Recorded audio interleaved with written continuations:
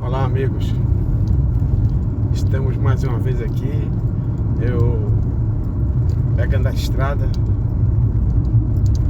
de Gravatá para Recife, que é trecho rotineiro para mim, e fazendo mais uma historinha que eu denominei, mais uma não, continuando a minha historinha, que eu denominei Eu e Meu Violão. Essa é a 7ª parte. Como eu digo sempre, eu acho que as pessoas deviam assim, sempre se valer das redes sociais também, a contar suas histórias. Não só as celebridades têm esse, digamos, esse direito ou obrigação, mas nós também, porque as pessoas muitas vezes se identificam na história, às vezes é um entretenimento, como eu tenho dito, né? E às vezes até de um ponto ou outro da história as pessoas tiram alguma lição aí, um reajuste aí no seu caminho, na sua rota. Minha história foca o relacionamento que eu tenho com o violão, que eu chamo o meu violão de extensão de minha personalidade. E a gente vai contando aí. Ninguém é obrigado a assistir o vídeo, né? Eu não preciso, assim, não sou profissional da rede social, do YouTube, do Instagram, do Facebook, não. Tenho, de fato, páginas nessas redes, mas se você curtir, é porque você curtiu mesmo. Se você assistiu, é porque você se interessou, isso que importa. Isso é que importa. É melhor fazer assim do que usar as redes sociais para algumas bobagens que não vale a pena. O sol tá bem na minha cara aí, incomodando, mas eu não vou botar óculos escuros não, porque eu tô gravando. Bom, eu hoje queria contar um pouquinho sobre como eu pegava minhas músicas. No começo, como eu já disse lá atrás, foi difícil, assim, eu tive um professor, rapidamente falando, o professor por um mês, eu não sei se esse professor desistiu de mim, porque passou um mês e desapareceu, mas me ensinou o que era básico, me apresentou o violão. Aliás, me apresentou não, porque eu já tinha um violão e era apaixonado por ele. Me apresentou como é que se utiliza o instrumento, mais ou menos. Lá na frente, com meus 18, 19 anos, eu fiz um conservatório, mas só foi um ano. Violão clássico, mas me deu um upgrade danado, em todos os sentidos, inclusive teoria musical, tá? Foca muito a harmonia, porque é um violão diferente, é uma coisa diferente. Claro, toda música tem harmonia, quase toda. Bom, mas na verdade comecei com meus 13 anos e tal, tive esse professor e depois foi no pau. Já falei de Cátia de França, que eu a conheci quando eu tinha 10 anos ou menos, e então ela foi uma das grandes motivadoras para tocar violão. E então eu ficava olhando as pessoas tocarem. Estou sendo um pouco repetitivo de fato, mas eu tenho certeza que eu tenho muito do swing de Cátia de França. É um swing estupendo, maravilhoso. Tá lá fazendo seu sucesso. E eu, como sempre, fãzaço de Cátia de França. E fui. Só que as músicas que eu gostava antigamente e gosto hoje eram músicas difíceis para mim. Eram músicas difíceis. No começo eu não tão difícil. Comecei a tocar Tim Maia, já disse, Tim Maia. O primeiro, segundo, terceiro disco de Tim Maia eu tocava quase todos. O primeiro, se não me engano, foram músicas lá chamada Flamengo, que era um instrumental. Mas eu tocava todas na sequência. Eu e meu velho amigo Pauca, percussionista, mas nessa época ele tocava na caixa de violão, eu deixava, né? E a gente tocava aí por aí, menino. Mas depois eu gostava muito de Chico Buarque. Eu gostava de Chico Buarque desde a infância. Milton Nascimento, eu conheci Milton Nascimento em 74, mas não ele cantando. Tardiamente, né, talvez. 72, desculpe. Aquele disco de Elis Regina. Elis Regina, para mim, é a maior cantora do mundo. É a maior cantora brasileira de todos os tempos, pelo menos. Eu não vou discutir isso, é o que eu acho. Não tem critérios técnicos para essa definição, mas é o meu sentimento. Tem uma porção de coisa que me faz pensar assim. E ela, naquele disco, ela gravou Milton Nascimento, gravou João Bosco e outros autores que eu não me lembro. E estava ali Travessia, Ponta de Areia, conversando no bar que é E lá vinha um bonde, sobe e desce a ladeira, e o motorneiro parava o queixo um minuto. E isso aí, porra, na época eu não aprendi não. E Chico Buarque, eu já percebia entre aspas, a complexidade da sua harmonia, linda. Ele já desde cedo, desde novinho, trabalhava com inversões dos baixos. E puxa, Chico Buarque é o top do top do top do top. Já disse Tom Jobim, né? Chico Buarque é um dos maiores letristas do mundo, um dos maiores compositores de melodias brasileira e eu diria do mundo. É um excelente músico, autodidata, excelente músico, excelente harmonizador, é uma pessoa extraordinária, eu acho. Gostaria de ser amigo dele, mas é cada vez mais difícil. E era esses caras. Eu disse, Chico Buarque eu olhava de longe e tal, e Toquinho Vinícius, João Marques, que sempre foi meu parceiro de tocar violão por aí e tal. João Marques foi que me trouxe Toquinho Vinícius, eu já conhecia, claro, mas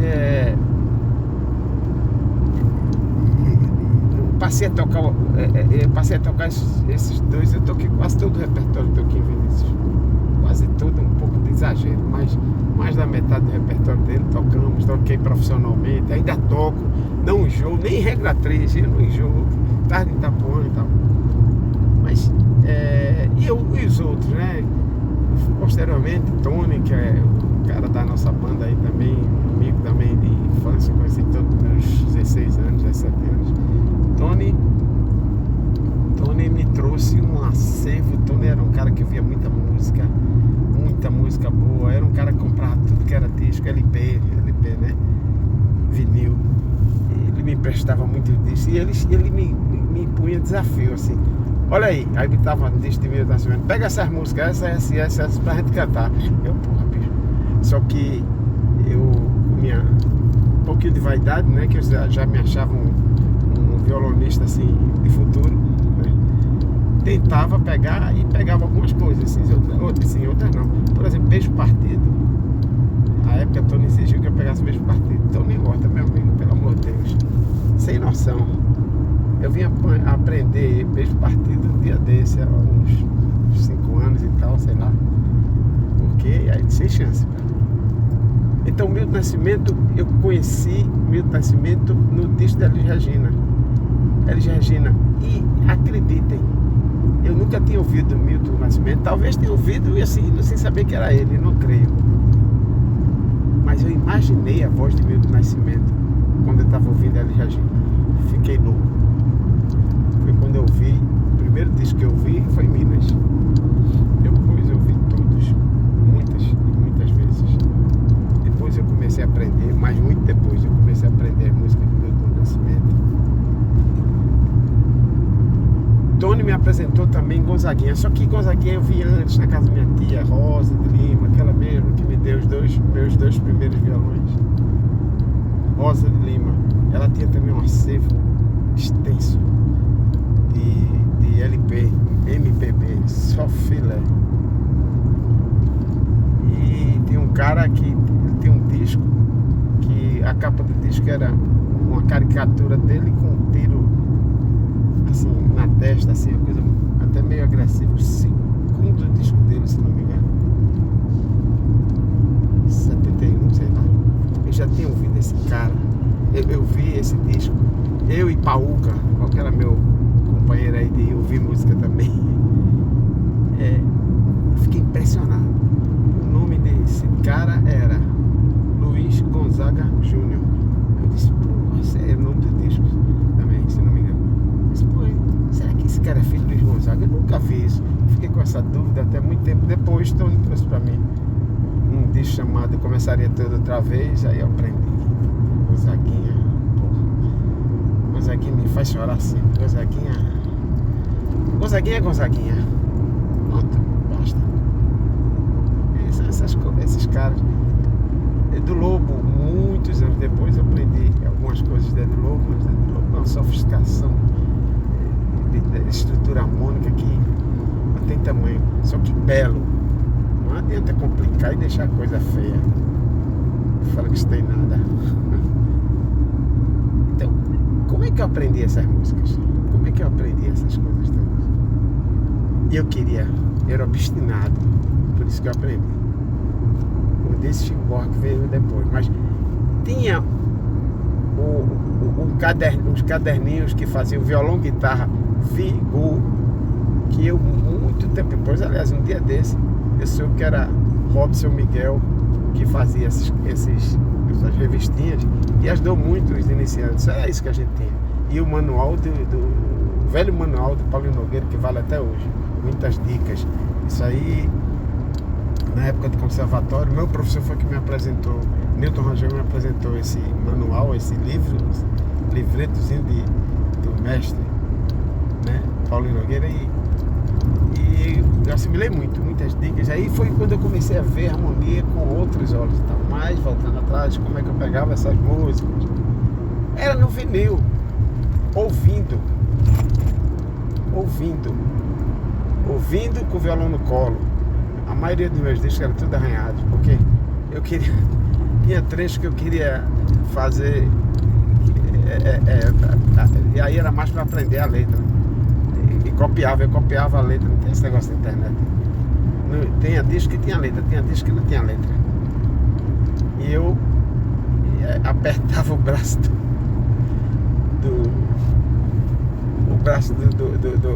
do som lá no disco pra ouvir assim, e eu repetia, voltava o braço, repetia tudo mecanicamente, voltava, repetia, e demorava muito. Olha, eu aprendi na época, eu não sei que idade eu tinha não, mas talvez 16, 17 anos, né? Mas aprendi 2 músicas de Paulinho Nogueira. Aliás, uma música de Paulinho Nogueira que foi Paquianinha, e a outra Paulinho Nogueira, Toquinho, Chorando pra Pixinguinha, de Vinícius. Aí, como é que eu aprendi? Ouvindo.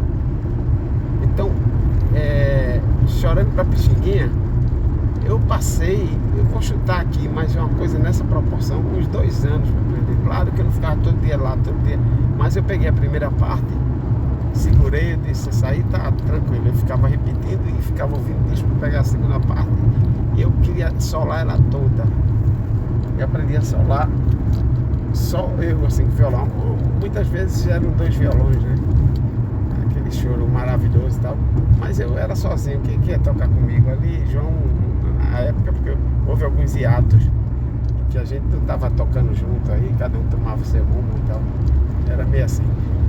Então, ouvindo, praticando, e aprendi muito. Hoje eu toco do jeito que eu aprendi. Claro, eu dei uma melhorada, mas não é absolutamente fiel. Quem é músico e quem está acostumado com essa música percebe que eu faço algumas diferenças, mas assim, sinceramente, modesta parte até, eu diria, tá bom, ficou bom. Eu não quero mudar não, porque eu viciei tocando essa música.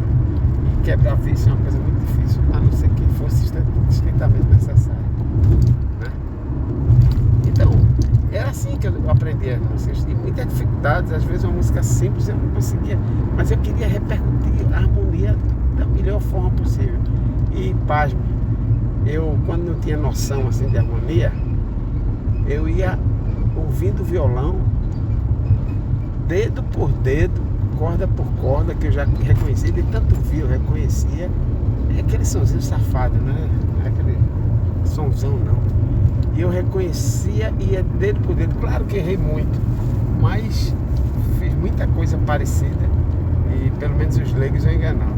Os leigos diziam que eu tocava um baita violão. Eu sabia, cara. Parece que aquela música de Erasmo Carlos que eu gravei, né? Antigamente, quando eu me sentia, aí ele é uma criança, aí como é? Eu era um homem e entendia tudo. E no final ele diz: sou uma criança, não entende nada e a turma acha que você é o cara. Pronto, era mais ou menos assim.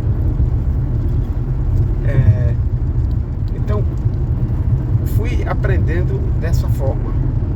Fui aprendendo a tocar as músicas dessa forma. Só que, de tanto tentar aprender, eu fui começando a conhecer os cacoetes de cada violonista. Aqueles que acompanham, ou aqueles, inclusive, que solam. Eu tinha uma coisa guardada na minha cabeça, um dos meus primeiros discos, acho que eu já disse lá atrás. Por acaso, eu não acredito em nada por acaso, mas eu ganhei de quem? Minha tia Rosa de Lima, grande incentivadora. Baden Powell, lançando no show dele os originais de samba, e com Márcia, um baita show memorável. E quando vi aquele violão, eu disse: eu vou tocar igual esse cara. Mas eu não tinha noção, né? Não tinha noção. Mas é bom você sonhar grande, que o que você conseguir é lucro. Então, hoje eu já conheço os capoeiros de Chico Buarque, de Djavan. Djavan trabalha muito com sextas em tons menores, por exemplo. Chico Buarque com versões 1000. Muitas vezes confunde a gente. É engraçado, quando eu já falei no último episódio, vamos dizer assim, a última parte, que Peu, pra mim, é o melhor baixista aqui de Pernambuco. E Peu ficava: peraí, repete aí. A gente pegando as músicas, no repertório da gente tem muito Chico Buarque. Aí ele: peraí, repete aí. Pô, que negócio lindo. Aí ficava as inversões. Uma vez ele não pôde tocar, e a gente foi fazer uma apresentação até particular, num baita apartamento. Aí ele não pôde, ele tem outros compromissos. Ele é músico, toca em outras bandas e tal. E ele mandou o filho dele, Cacau. Olha, o filho dele é quase a cópia feia dele, toca pra caramba. Aí Cacau me disse que ele chegou no vídeo dele e disse: ó, presta atenção, que a gente não ensaiava assim, né? Só o cerne dos Cravos da Alegria, como eu já disse, tocava músicas assim há mais de 40 anos e toca. Mas aí disse: Cacau, presta atenção, não vá assim muito na onda dos acordes que você vê no violão de Gibson, não, porque sem querer ele engana, porque tem muita invertida.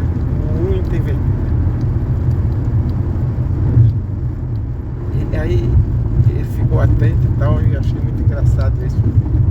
Eu tinha muita dificuldade também com o baixista depois que o Peu chegou, porque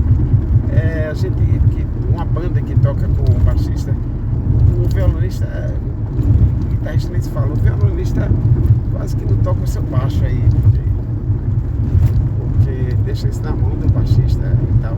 E eu não consigo. Você vê Miltinho do MPB4, tem essa particularidade, grande violonista, mas quando ele está tocando com o MPB4, com a banda em ação, né, ele faz isso muito bem. Ele deixa o baixista à vontade. E eu sempre tive essa dificuldade, porque eu passei minha vida toda tocando e fazendo baixo, tudo, tem um baita calo no polegar, um calo já solidificado aí. E aí às vezes eu confundi um pouco mas a gente depois se acostumou com o outro e tal. Então é isso. tive muita dificuldade antes de pegar as músicas. Depois as coisas ficaram mais fáceis, porque a gente já vai conhecendo o cacoete de cada ídolo nosso que a gente gosta de tocar. Muitas vezes aparecem desafios e a gente compra essa briga. Por exemplo, do Lobo. Hoje eu me valho também dos songbooks, alguns de Almir Shediac, que foi uma grande revolução na história da harmonia da música popular brasileira, porque foi uma coisa disseminada, uma coisa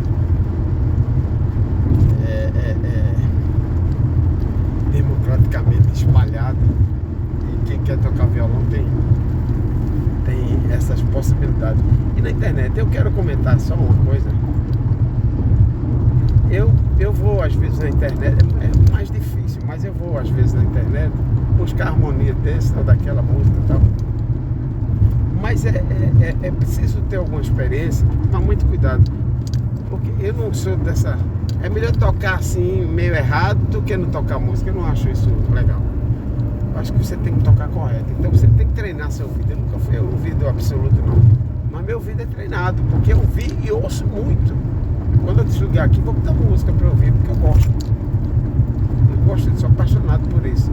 Quanto mais você treina seu ouvido, quanto mais você treina o seu instrumento, fica mais fácil, independente do seu conhecimento teórico, que eu acho extremamente importante. Como diz sempre diz Hermeto Pascoal. Hermeto Pascoal é autodidata, mas sabe tudo de música. Mas ele diz, olha, no prefácio de um dos livros de Almir Shediac, acho que o de Bossa Nova, sei lá, tem uns 2 de Bossa Nova, tem uns 2 de Chico Buarque. Meu filho me deu 2 de Gilberto Gil recentemente, e eu até peguei umas 2 músicas de lá e tal. Mas o importante é que você reveja, ouça, vê se está tudo certinho, bonitinho, redondinho, para não ficar uma coisa destoante no sentido mesmo, destoante. E isso até lhe incomodar também quando você está tocando. É importante você ter prazer quando está tocando a música. E fundamentalmente, o violonista é um artista. Ele tem que botar o molho dele. Eu ouço o violão, eu digo, é João Bosco. Eu digo, Djavan, Chico Buarque, Luiz Cláudio Ramos, certo? Yamandu, Baden Powell, com certeza absoluta, e Rafael Rabelo. Para mim são os 2 caras que dizendo ser o melhor do mundo. Não que a gente não pode estar dizendo essas coisas. Eu falei de Elis Regina porque acho e acabou-se, mas eu normalmente não gosto de taxar. Mas para mim, na minha vida, Baden Powell e Rafael Rabelo foram os caras maiores do mundo. Aliás, aplaudidos de pé. Inclusive Yamandu também foi. O Paco de Lucia. Então, bote seu molho, como o Paulinho Nogueira recomenda, porém não distorça a música, não refaça a música não é sua, a música é do autor, de terceiros, mas você tem que botar seu molho na interpretação, ao tocar e ao cantar. Sua voz não é igual a de todos os músicos, pode ser igual de um cantor, né? Ou 2, mas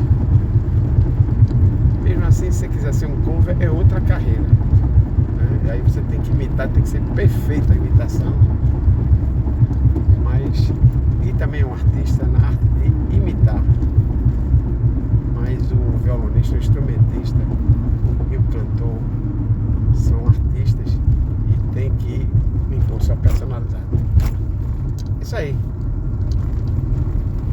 Mais uma historinha contada, mais um trecho de historinha contada.